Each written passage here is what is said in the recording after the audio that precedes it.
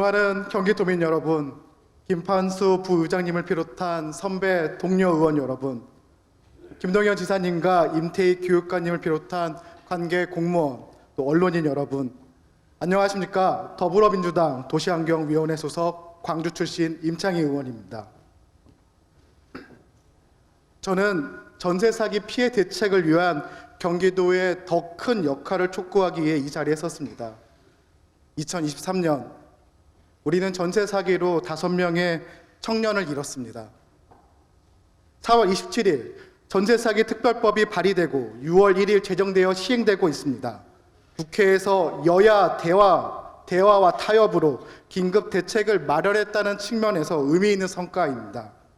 하지만 특별법은 끝이 아니라 시작입니다.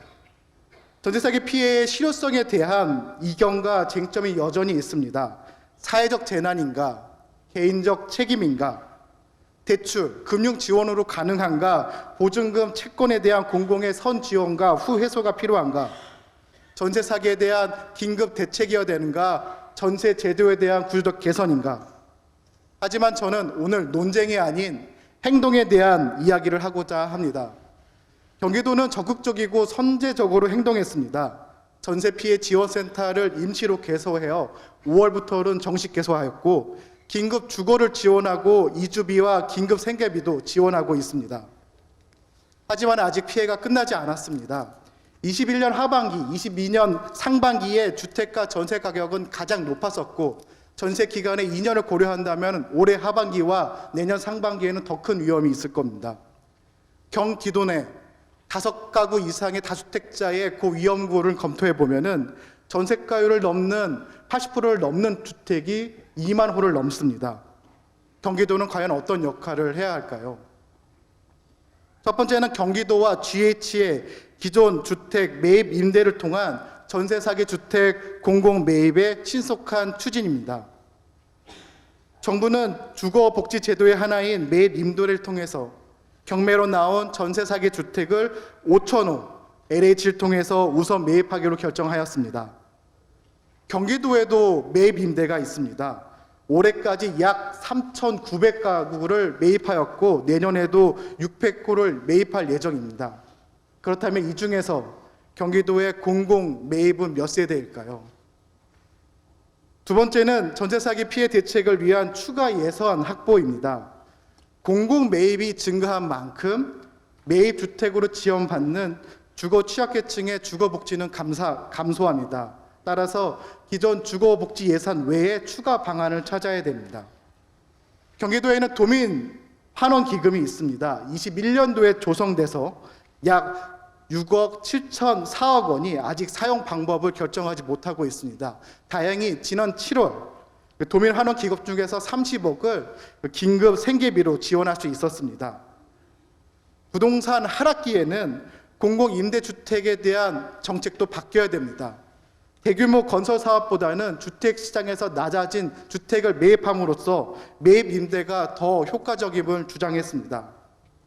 도민 환원 기금을 활용하여 공공 매입으로 전세 사기 피해를 입은 어려운 도민들에게 지원해 줄 것을 요청드립니다. 세 번째는 적극적인 공적 자금의 집행입니다. 2008년 글로벌 금융 위기로 수도권의 주택 가격이 급락합니다. 주택 가격이 대출액보다 낮은 깡통주택, 하우스푸어가 사회적 문제가 되었습니다.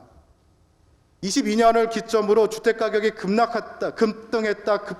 급등하면서 오늘의 전세, 깡통 전세와 영끌족과 유사합니다.